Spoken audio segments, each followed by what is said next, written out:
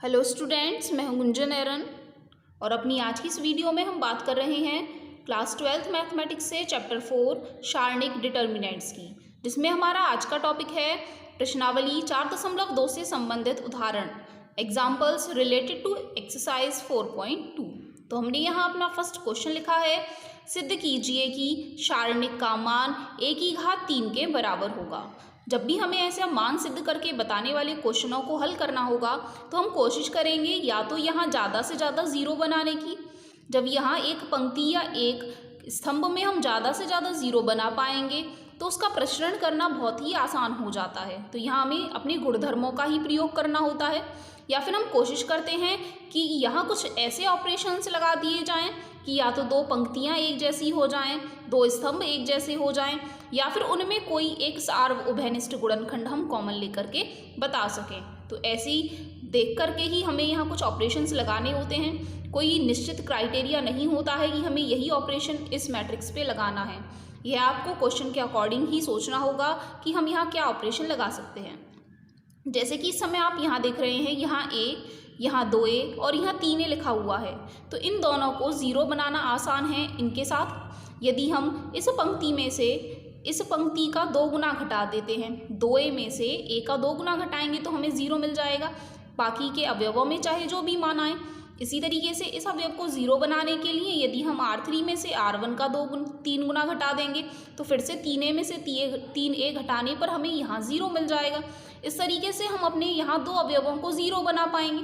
जब हमारे दो अवयव ज़ीरो हो जाएंगे तो केवल एक अवयव के साथ हमें इस दिए गए सारणी का प्रश्न करना होगा, जो कि हल करने में काफ़ी आसान हो जाएगा।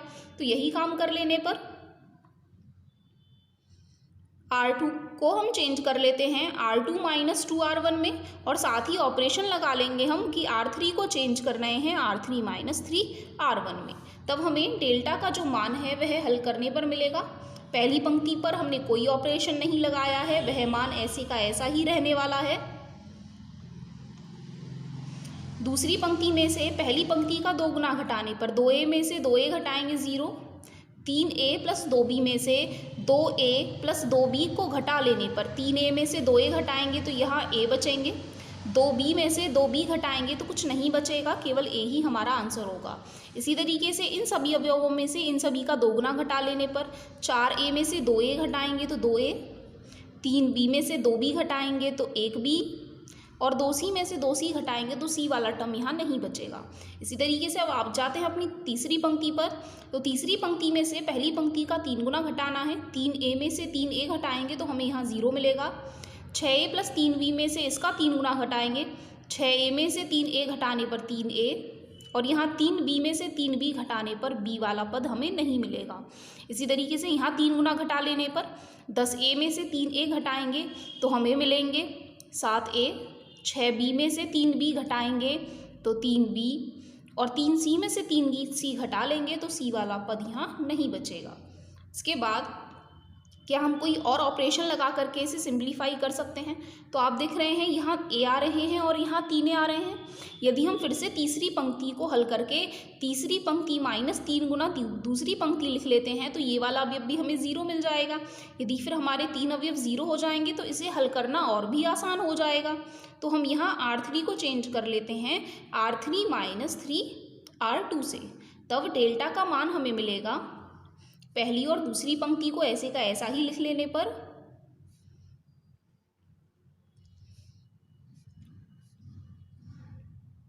तीसरी पंक्ति में से 0 का कितने भी गुना घटाएंगे 0 ही रहेगा।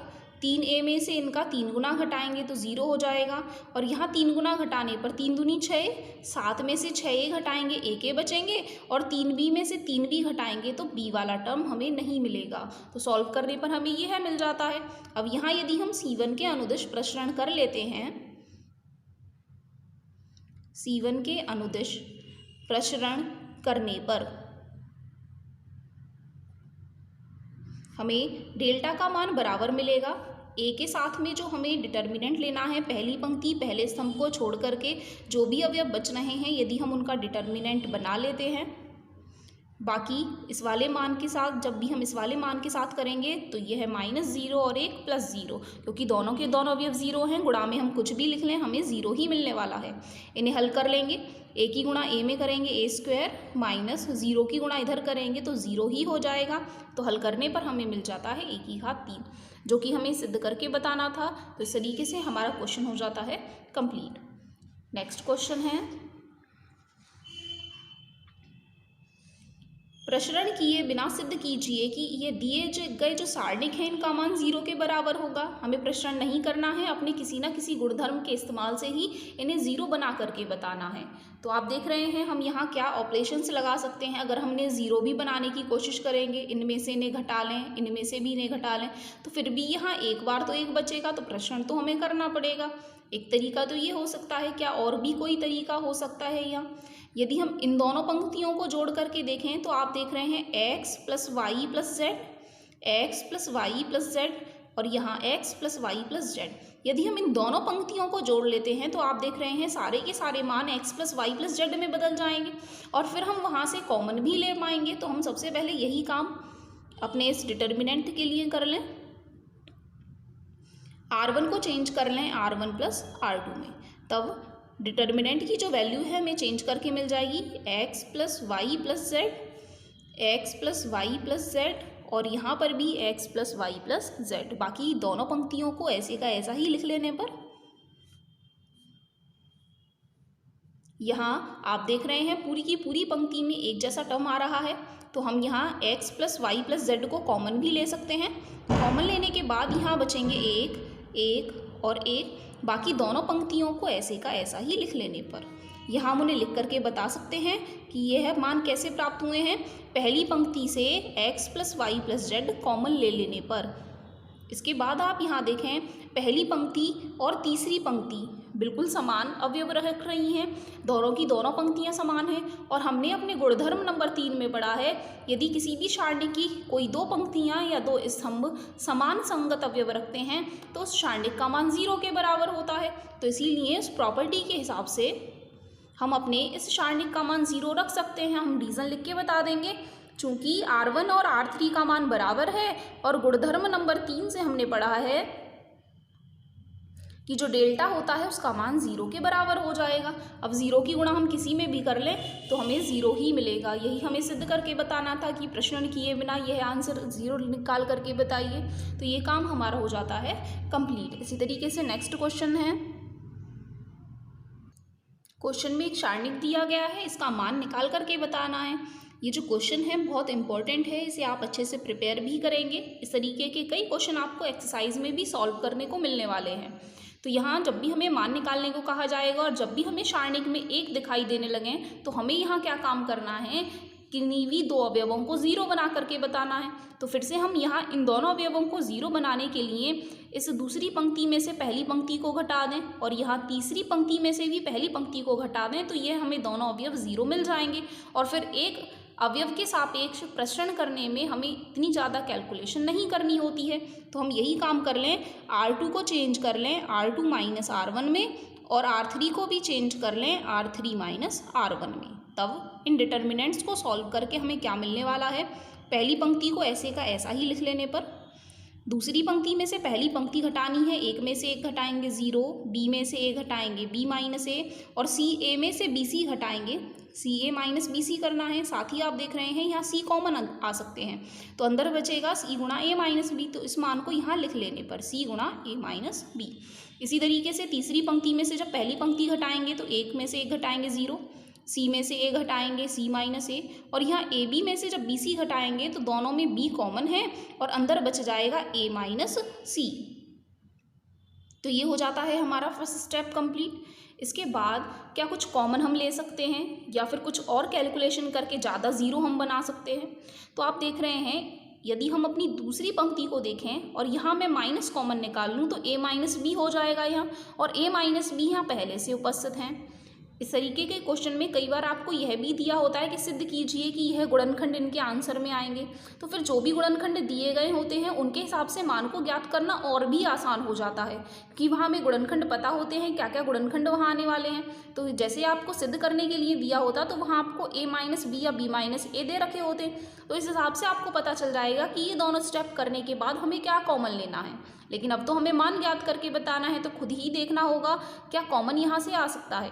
इसी तरीके से यहाँ पर भी आप देखेंगे, तो अगर हम यहाँ से c-a और c-a कॉमन ले लेते हैं तो यहाँ से भी यह मान हमें कॉमन दिखाई दे रहे हैं। यहाँ से हम माइनस कॉमन ले लेंगे तो भी हमें यही मान मिल जाएंगे। तो हम यही काम कर लें, यहाँ से कॉमन ले लें। दूसरी वाली पंक्ति में से हम a-b कॉमन ले लें, क्योंकि जो क्रम होता है वो a-b, b-c और c-a होता है। तो दूसरी पंक्ति से a-b और तीसरी पंक्ति से c-a कॉमन ले लेने के बाद हमें क्या मिलेगा, पहली पंक्ति से हमने कोई कॉमन नहीं लिया है, दूसरी पंक्ति में से 0, जब यहाँ a-b कॉमन लिए हैं तो यहाँ -1 बचेंगे और यहाँ a-b कॉमन लेने के बाद प्लस में c बचेंगे। इसके बाद यहाँ पर 0 का 0 ही रहेगा, c-a कॉमन लेने पर यहाँ प्लस में 1 बचेंगे और यहाँ माइनस में b बच जाएंगे। तो ये हो जाता है हमारा एक और स्टेप कंप्लीट। इसके बाद चाहे तो आप इन्हें जोड़ लें या फिर हम सीधे सीधे इनका प्रश्रण कर लें C1 के सापेक्ष, तो हमें मान सॉल्व करके मिल जाएंगे। तो इसके बाद C1 के अनुदिश प्रश्रण कर लेने पर, तो C1 के अनुदिश प्रश्रण करने पर जो दोनों फैक्टर हमने कॉमन लिए थे वो तो हमने ऐसे के ऐसे ही रखे हैं, और C1 में जो पहला अवयव था वह 1 था, उसके साथ जो सारणिक का मान बच रहा था वो हमने यहाँ लिखा है। बाकी अवयव दोनों 0 थे तो इसलिए हमने उन वाली टर्म्स को नहीं लिखा है। इसके बाद इन्हें हल कर लेने पर a-b, c-a, इनके हल करने पर हमें मिलेगा 1 के साथ गुणा में -1 की गुणा -b में करेंगे प्लस b, बीच में -1 की गुणा c में करेंगे तो b-c हमें मिल जाएगा। तो 1 की गुणा फिर से ब्रैकेट में करेंगे, कोई अंतर नहीं है, a-b, b-c और c-a। तो ये क्वेश्चन हमारा हो जाता है कंप्लीट। इस तरीके से हमने दिए गए सारणिक का मान इन्हें ज्ञात करके बताया है। हो सकता है आप किसी और मेथड से भी इसकी कैलकुलेशन कर पाओ, हो सकता है 1-2 स्टेप आप ज़्यादा करके भी इन्हें यहाँ तक आंसर ला करके बता सकते हो। ज़रूरी नहीं है हमें बिल्कुल यही ऑपरेशंस लगाने हैं, हो सकता है आप इसके बाद इन्हें एक बार और 0 बना लें। तो एक बार और 0 बना लेने के बाद भी आप इन्हें हल करोगे तो भी आपको वही पीछे वाला आंसर ही मिलने वाला है। इसी तरीके से नेक्स्ट क्वेश्चन समझ लेते हैं।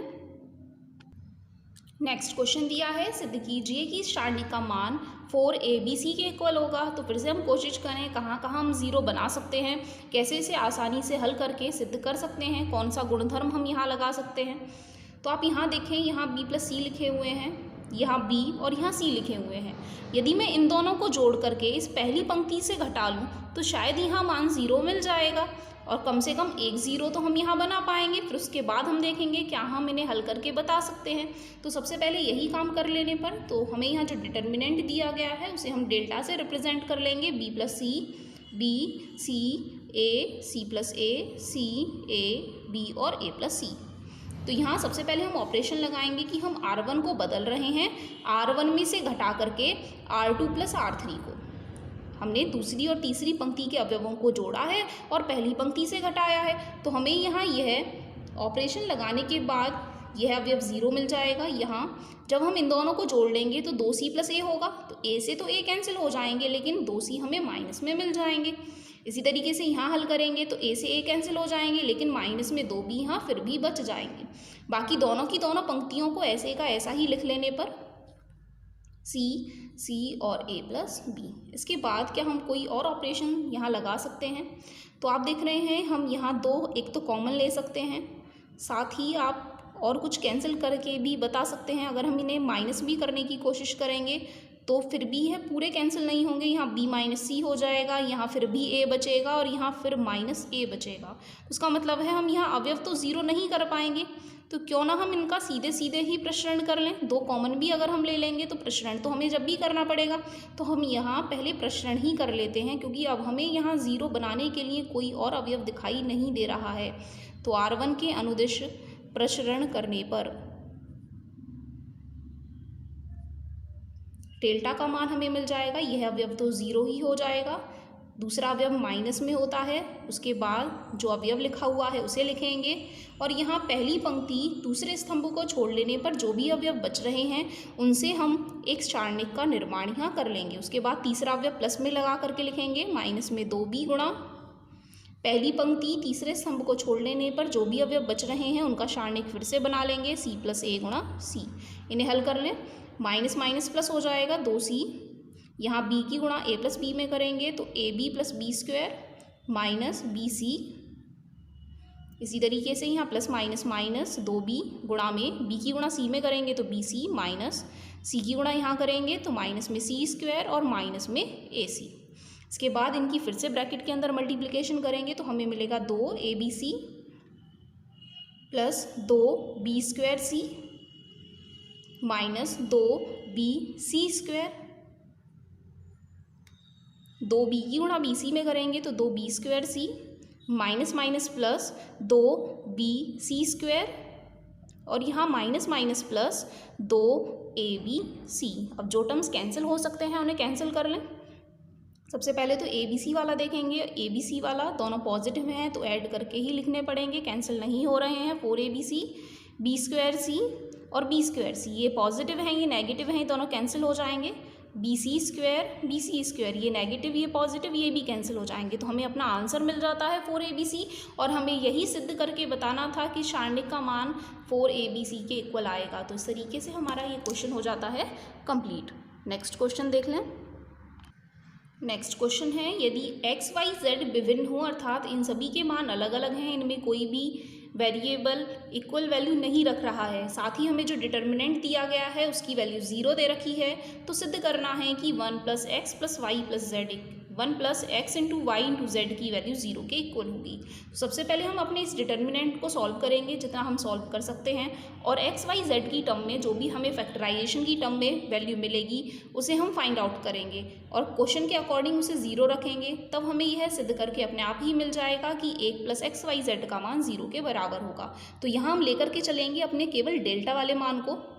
यहाँ डेल्टा हमें दिया गया है x, y, z, x², y² z², 1 + x³ 1 + y³ और 1 + z³।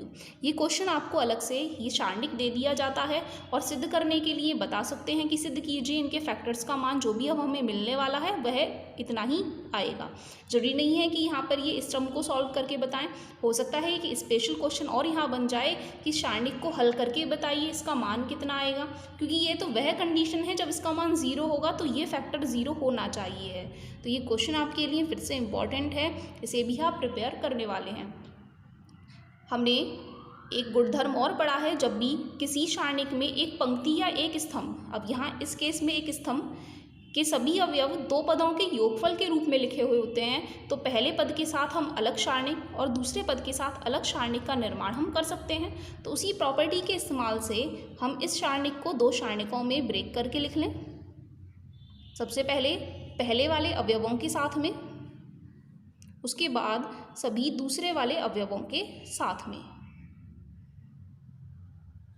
x³ y³ और z³। यहाँ इनका मतलब ये नहीं होता कि यदि हम इन्हें जोड़ करके देखेंगे तो x और x 2x आना चाहिए, y + y 2y और z + z 2z आना चाहिए, क्योंकि सारणिकों को हम कभी भी जोड़ करके नहीं बताते हैं, हम केवल आवयवों का जोड़ और घटा करके बताते हैं। सारणिकों को तो हमें हल करना होता है। सारणिक तो एक आवयव की वास्तविक संख्या से संबद्ध कराने की प्रक्रिया होती है। तो अब ये आवयव नहीं रहे हैं, इनके संगत अवयवों को हम जोड़ घटा नहीं सकते हैं, बल्कि इस सारणिक का तो एक सिंगल वैल्यू हमें मिलने वाला है जो कि एक रियल नंबर होगा। तो यहाँ इन्हें जोड़ने का मतलब इनके संगत अवयवों को जोड़ना नहीं होता है। यहाँ इस प्रॉपर्टी में हमें ये बताया जाता है कि यदि हम इस सारणिक की वैल्यू फाइंड आउट करें, चाहे इन दोनों अलग अलग सारणिकों की वैल्यू को फाइंड आउट करके उनका सम फाइंड आउट करें, तो ये दोनों वैल्यू समान ही मिलने वाली हैं। इसके बाद हम इन्हें आगे कैसे हल कर सकते हैं, अगर हम अपने फर्स्ट में ज़्यादा से ज़्यादा 0 बनाने की कोशिश करें, साथ ही अगर हम अपने इस मैट्रिक्स को ऑर्डर को देखें तो हमें क्या मिलने वाला है। आप देख रहे हैं पहली वाली पंक्ति भी एक जैसी है, दूसरी वाली पंक्ति भी एक जैसी है, लेकिन तीसरी वाली पंक्ति में ही केवल अंतर है। साथ ही इस वाले जो डिटर्मिनेंट की वैल्यू है उसमें फर्स्ट रो में से x, सेकंड रो में से y और थर्ड रो में से z भी हम कॉमन ले सकते हैं। तो जैसे ही हम यहाँ x, y, z कॉमन लेंगे तो यहाँ एक और यहाँ एक बन जाएगा। अब जो एक एक वाला अवयव है वो यहाँ सबसे लास्ट में आ रहा है और यहाँ सबसे पहले आ रहा है, तो हम कोशिश करें कि इनका जो ऑर्डर है वो इन्हीं के जैसा ही बन जाए।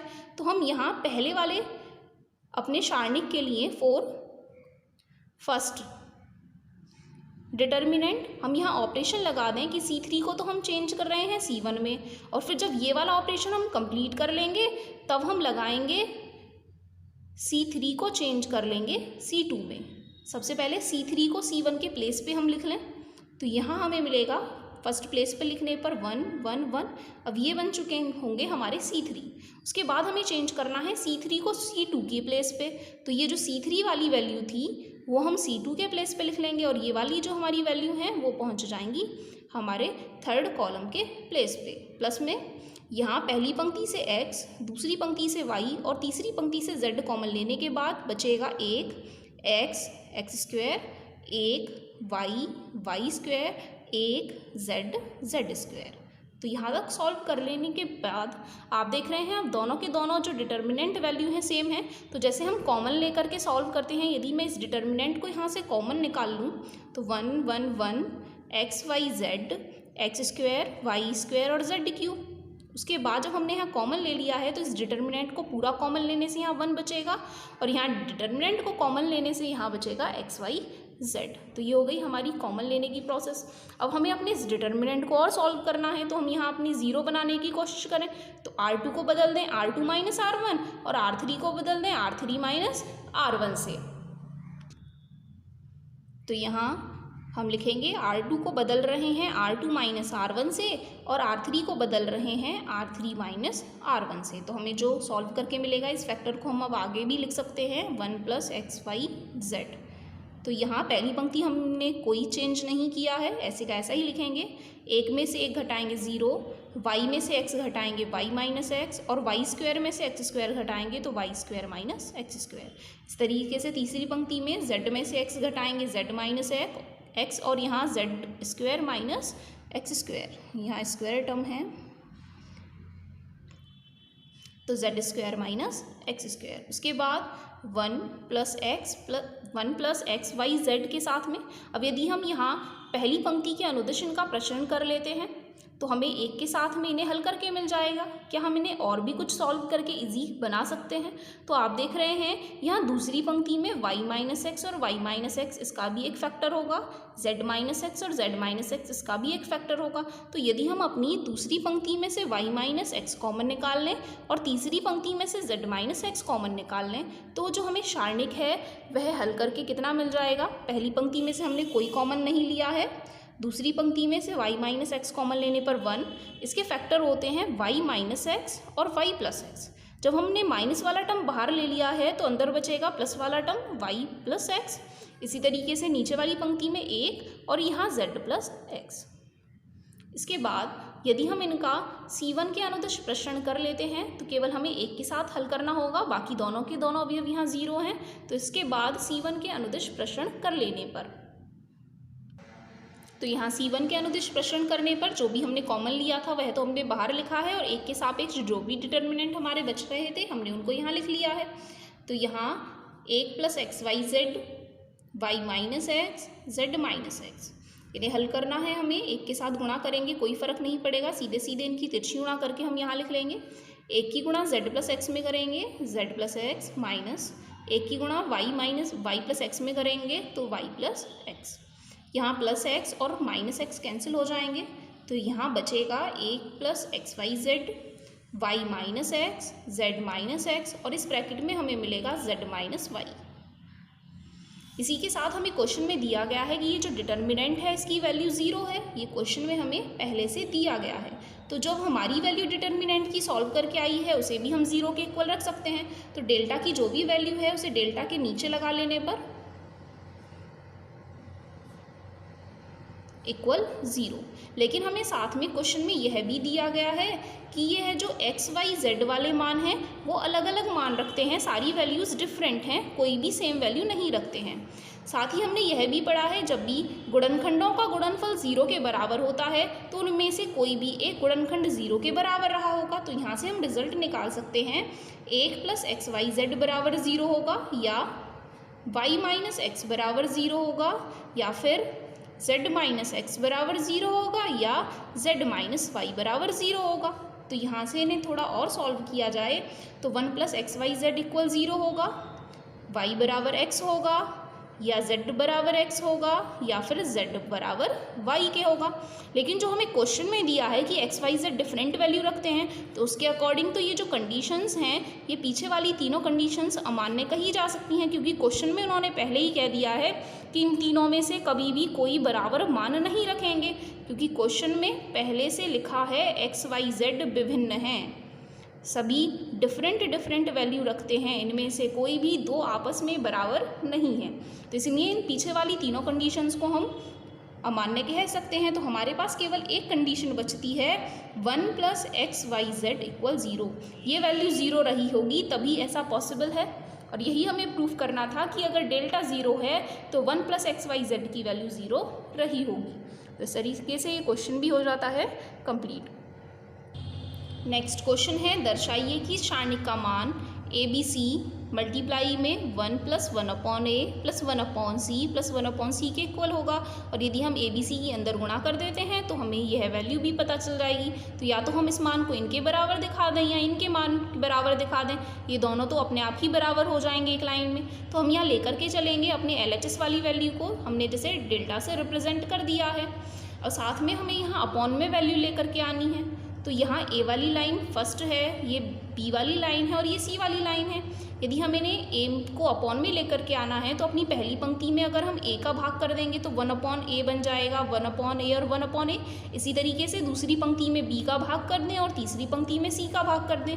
यहाँ हम कहें पहली पंक्ति में से A कॉमन ले लें, B कॉमन ले लें और यहाँ C कॉमन ले लें। तो यही काम कर लेने पर पहली पंक्ति से A, दूसरी पंक्ति से B और तीसरी पंक्ति से C कॉमन ले लेने पर हमें यहाँ मिलेगा 1/a। A में से A कॉमन लिया है, 1 हो जाएगा, यहाँ 1/a और यहाँ पर भी 1/a।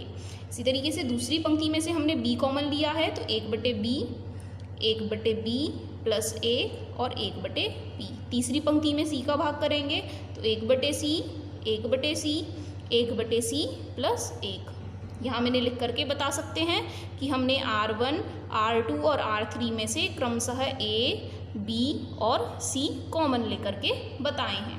इसके बाद अब हमें योगफल में चाहिए है 1 + 1/a + 1/b + 1/c।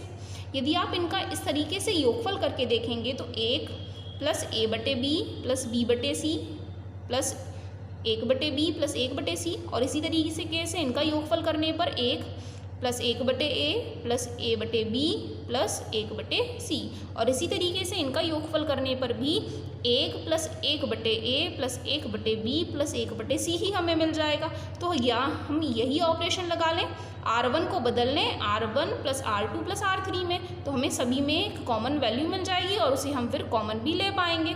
तो यही काम कर लेने पर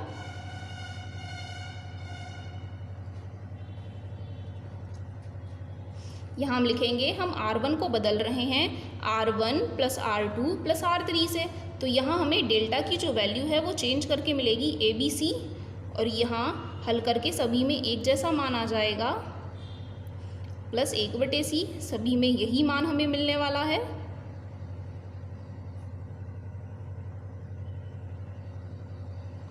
और बाकी जो हमारी दूसरी और तीसरी पंक्तियाँ हैं उन्हें ऐसे का ऐसा ही लिख लेने पर, तो यहाँ 1/b और यहाँ 1/c लिखे हुए हैं, यहाँ 1/b + 1 और यहाँ 1/c, यहाँ 1/b और यहाँ 1/c + 1 लिखे हुए हैं। अब पूरी की पूरी पंक्ति एक जैसा मान रख रही है तो इसे कॉमन ले लेने पर तो ABC और दूसरे ब्रैकेट में हमने कॉमन ले लिया 1 + 1/a + 1/b + 1/c। कॉमन लेने के बाद हमारी जो डिटर्मिनेंट की वैल्यू है वो 1, 1/b, 1/c, यहाँ 1, 1/b + 1, यहाँ 1/c, यहाँ पर 1, 1/b और 1/c + 1 हो जाएगा। अब हमें जो सिद्ध करके बताना है केवल इतना मान बताना है। इसका मतलब है अब इस डिटर्मिनेंट की वैल्यू सॉल्व करके हमें 1 बनानी है।